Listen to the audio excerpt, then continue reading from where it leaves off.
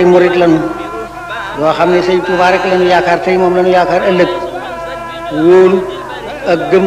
ak ragal ak yaakaar sëñ Tuubaa rek lañu ko def. alhamdulillahi alkarim silminan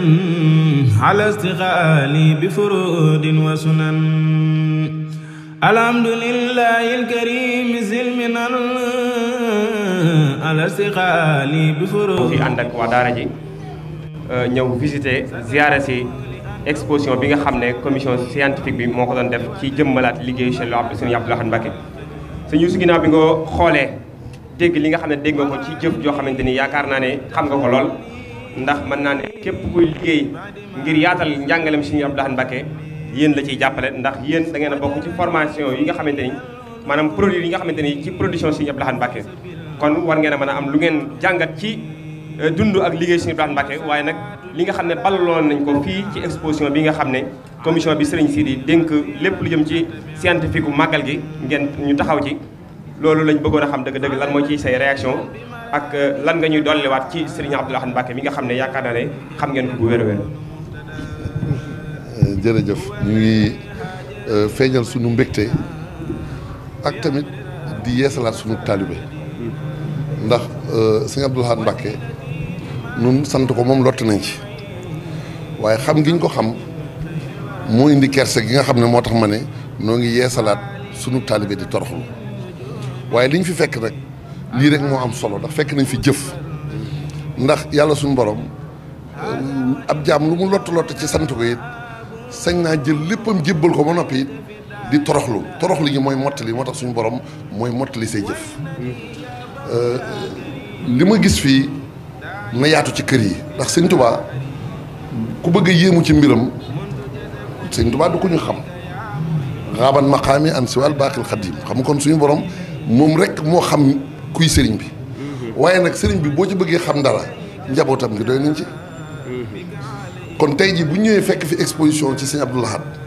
ñuy wane lii ñuy wane ndaw ñi di ko gis mag ñi di ko gis góor ñi di ko gis soxna ñi di ko gis ñun am nañ lu tax ñu war a am jom am nañ koo xamante buñ ko xoolee dañ ñu ñee waaye du ñee kenn loolu moom mooy Sëriñ Abdou Lahad koo xam ne suñu bàyyee xel mooy kan dañuy xam suñu bopp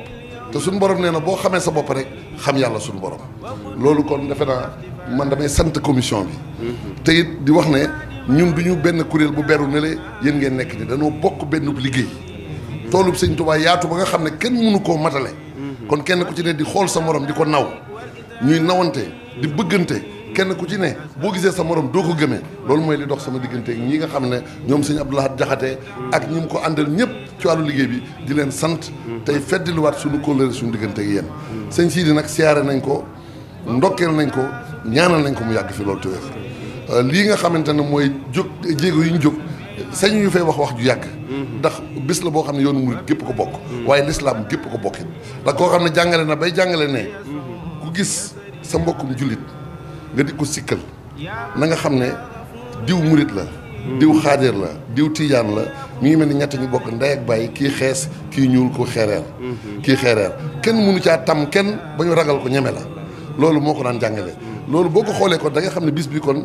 bisub lislaam gépp la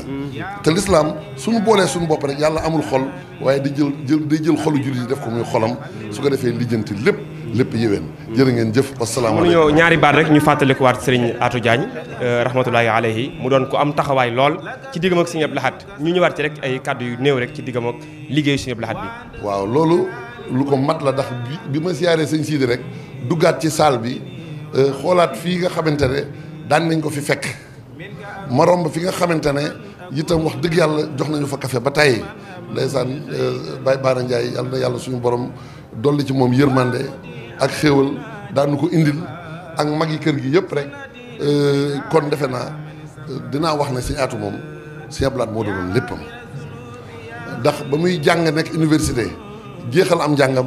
jox boppam Sëñ Abdou Lahad daf koo defal taweetu li ñuy wax taweetu tarixal xaw mi waqtam ci daay yi def ci moom ay jikko yoo xam ne wares naa jaar daara dem fu baax fu ne di def ay jawalaan di seeti ñu baax ñi ngir am jikko yooyu mu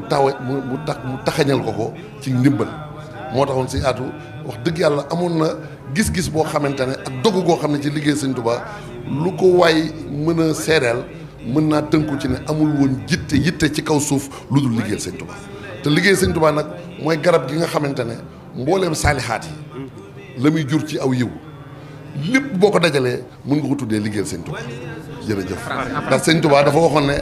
akramanil ilmu maal amali as saalixaati saxal yi kamaal yi. ñu tënk ko rek en français. Ok donc au nom de toute l'organisation Hizbut Tarqiyyah, nous sommes venus avec humilité mais avec détermination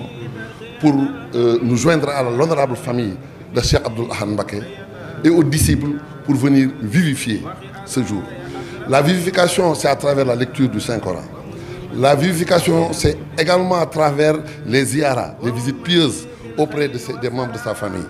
Donc je suis accompagné de responsables de Hizbut Tarqiyyah. Nous sommes venus rendre visite à notre guide, notre marabout, Serigne Sidi Mbacké. Puisse Dieu lui accorder une longévité sans commune mesure et lui accorder également une santé de fer.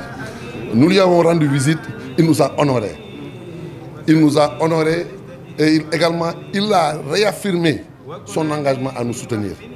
Donc nous n'avons pas tous les mots qu'il faut pour lui témoigner notre gratitude. C'est le moment également de témoigner notre satisfaction après notre visite de cette exposition qui est très glorieuse. Une exposition qui a su refléter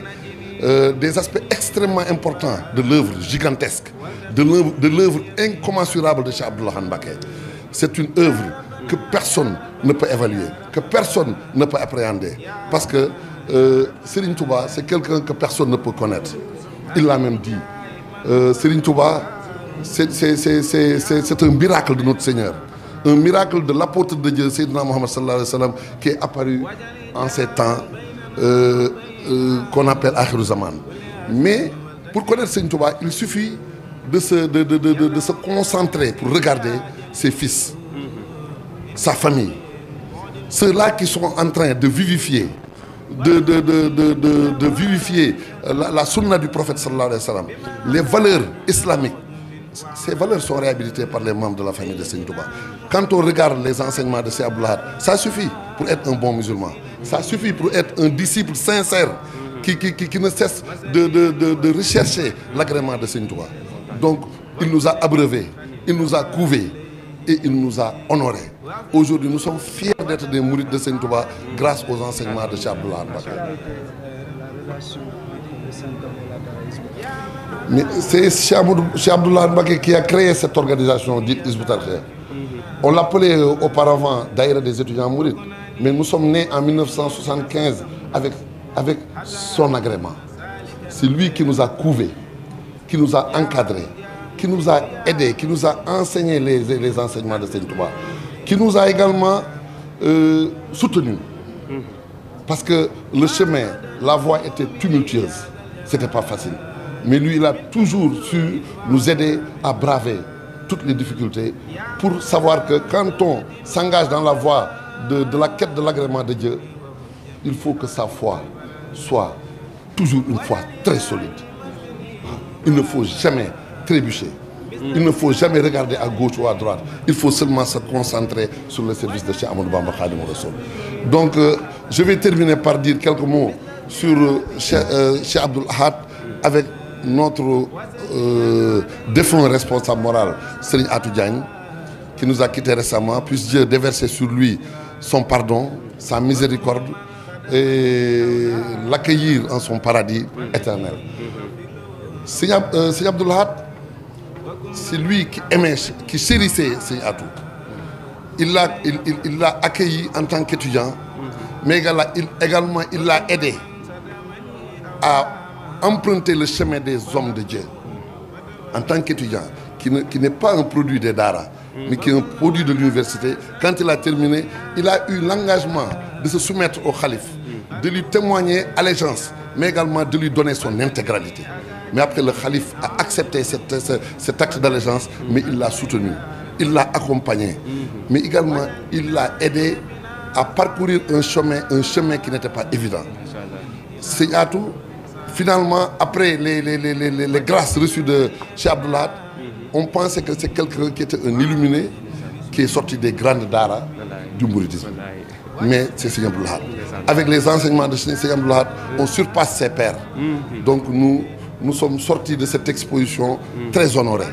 Nous prions pour toute la commission. Nous renouvelons également notre allégeance envers Serigne Touba, mais également nous prions pour Serigne Sidi, Monsieur Abdou Lahad, pour que Dieu lui accorde une longévité sans commune mesure. Donc je vais terminer par quelques mots en souhaitant également que Cheikh Mouhamadoul Mountakha, qui est à la tête de la communauté et qui est le premier héritier de Cheikh Abdou Lahad aujourd'hui, que Dieu l'assiste afin qu'il achève sa mission dans la splendeur, dans le succès éclatant au service de l'islam tout entier. ay murit lañu yoo xam ne Sëñ Tuubaa rek lañu yaakaar tey moom lañu yaakaar ëllëg wóolu ak gëm ak ragal ak yaakaar Sëñ Tuubaa rek lañu ko def